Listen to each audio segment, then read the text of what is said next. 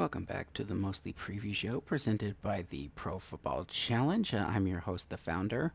This week's episode is brought to you by the number 81, as in the combined ages of Flacco and Rogers going to the Thursday night football game, with many dubbing it the Icy Hot Bowl.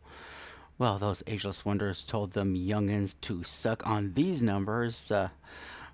Oh, yeah, and 0-1 is also a number as we start our Week 7 previews. This is that time of year where Shad Khan gets to bring his team to its second home at Wembley Stadium, where they will host a quaint little tea party against the Rams, in what should be an offensive display that could dictate the direction of both of these teams for the remainder of the season. I'm picking the Rams. Well, we have Kellen one win more, bringing his hot seat and the Saints to Chicago's magical land of ice, where we know how they handle the members of the clergy at their turf. Bears win.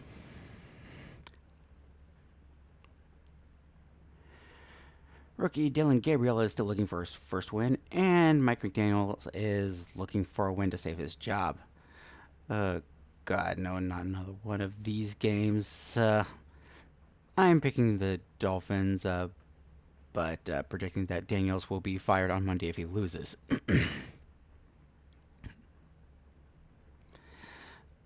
Bottom line, are these the Chiefs that lost the Jaguars, or the team that embarrassed the Lions? Hold that thought. The last place team in the division thinks that they have something to say, but we're all out of time on this segment. Chiefs win.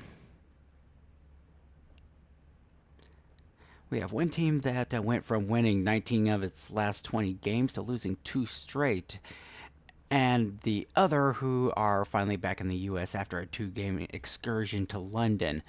There will be no place like home, but I'm going with the Eagles, as I do not believe that they'll have their first three-game losing streak since 2023. Can the Jets win a game? And that's all needs to be said for this game until the Jets know what one looks like. The Panthers win.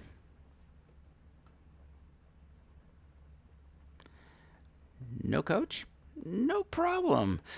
Too bad the opposition's captain knows your front office and he's returning to own you. Patriots win.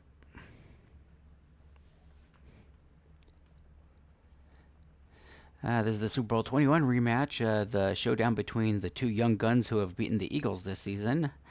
However, one of these teams lost to the Saints, so I'm giving the win to the Broncos.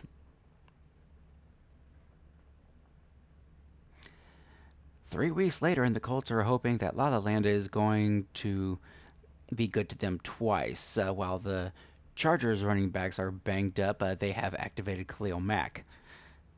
I'm not buying the Chargers yet, nor am I buying these highlighter yellow uniforms that they'll be wearing. I'm picking the Colts. Let's see. What about this game? What about this game? Jacoby Brissett is the starter for the Cardinals again. Besides that, I'm going with the Packers.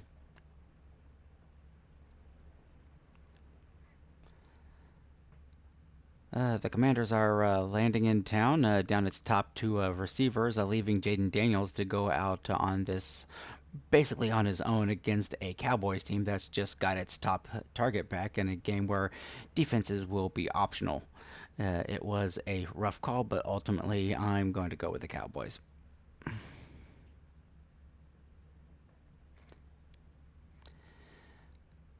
Switching gears to Sunday Night Football, we have the Falcons who are 3-0 against non-divisional opponents, and the 49ers are starting to look a little healthier, right? Damn it, Fred. Oh well, I'm still taking the 49ers in this one.